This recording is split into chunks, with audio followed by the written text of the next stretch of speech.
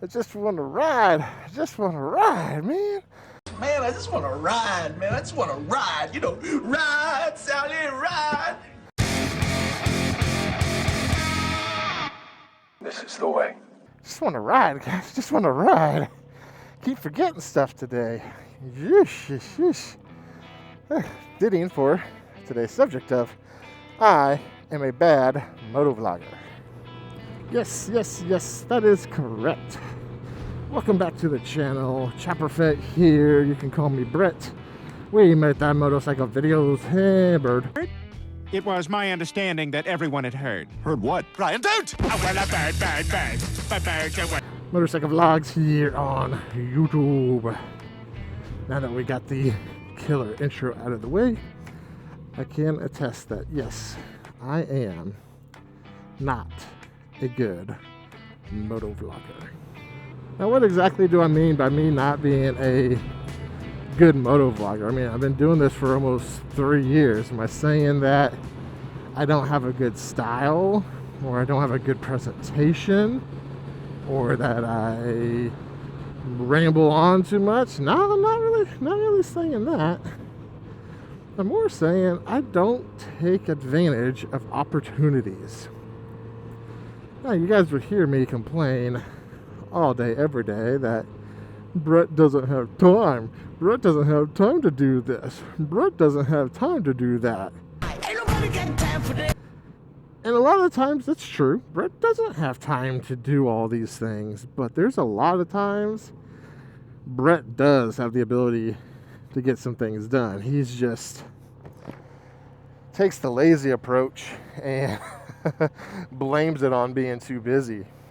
So a couple of the things I want to talk about is, again, taking advantage of these opportunities when they arise. The first one happened probably about a year-ish ago, I would say. Not exactly sure of the time frame, but we'll just say a year. And it was the very first time that I had the opportunity to meet a fellow motovlogger.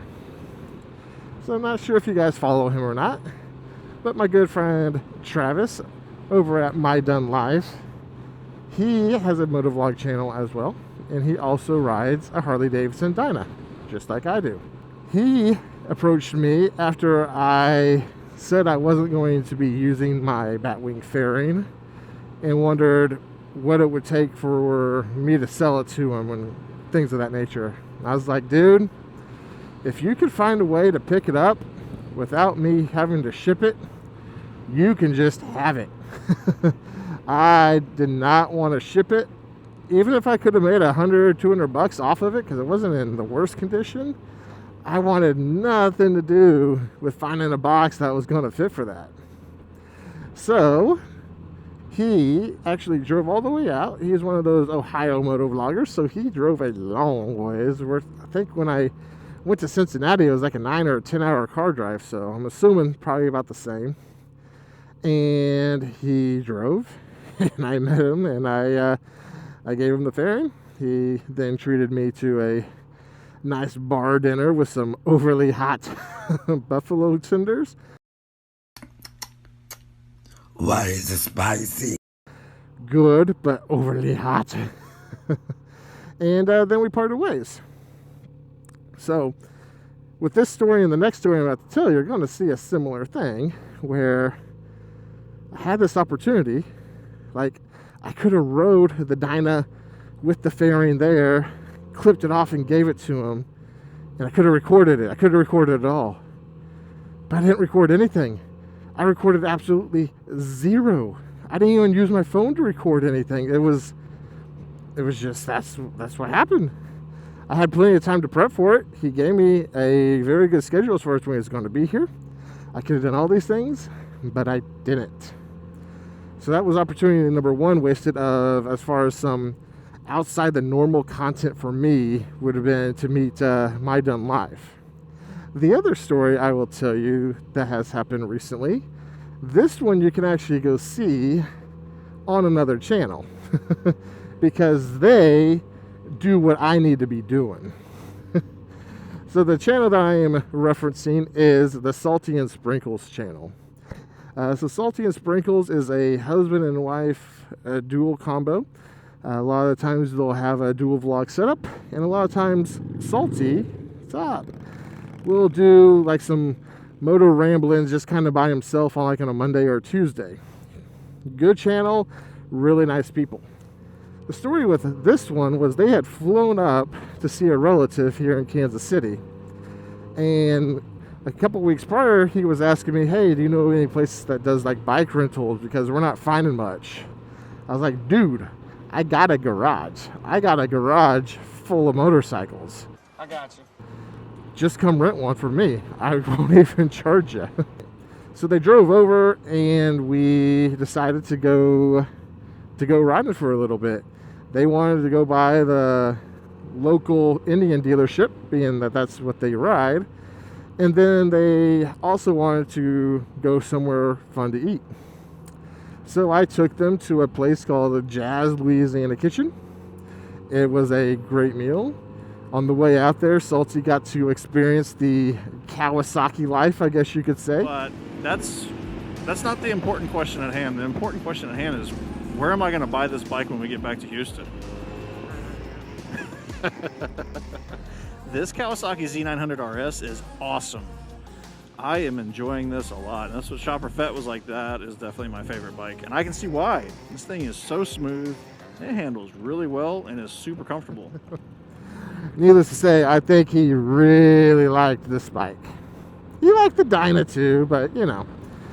As Sprinkles, she rode the Triumph the whole time. And let me just tell you something about Sprinkles. Why I'm talking about them as a couple. And he will back me up on it. She is a trooper. She had never rode a Triumph before. She had never set up that high on a motorcycle before. And she had no problems keeping up with us on the highway going 75, 80 to get to the restaurant. That's some guts. And then here she is a few weeks later taking a 1,200 mile trip up to Tulsa and back down to Houston on a Scout Bobber. I mean, pretty impressive, I would say. But circling back to being the bad moto vlogger, again, I don't have any content to show for it. They filmed and made a video out of it, which I appreciate, and thank you guys for doing that. That was really pretty cool to see. But I don't know why. I had my camera. I even had my camera gear with me. I had the camera. I had the microphone. I had it all with me, and I just didn't do it. I don't know why. I don't know why I just didn't start turning it on and filming. Why are you the way that you are? I hate so much about the things that you choose to be. It's not like we were doing like a dual vlog or a tri-vlog. Is that what you call that when you have three people? A tri-vlog? I mean, we weren't connected like that, so I could have just been talking to myself and been just fine. But, you know, already 6 years. But yeah, so it's just one of those like, so why don't I do it? And I think I just need to, one, I need to be more comfortable being on camera around people, and then two, just doing it. And that's just what I need to do, is just do it. And so that gets me to my next point though, is I do have another opportunity coming up. Now by the time this is released, it would already be done because it's literally happening next week. But my good friend Bolt Bucket from Australia is making his way up here, and I have to figure out a way of getting some filming done. That's all there is to it. I have to figure out how to get some filming done. And he's a good enough guy. I think I'll be very comfortable around him. He's actually going to be staying the night, so if you never hear from me again, we got a prime suspect.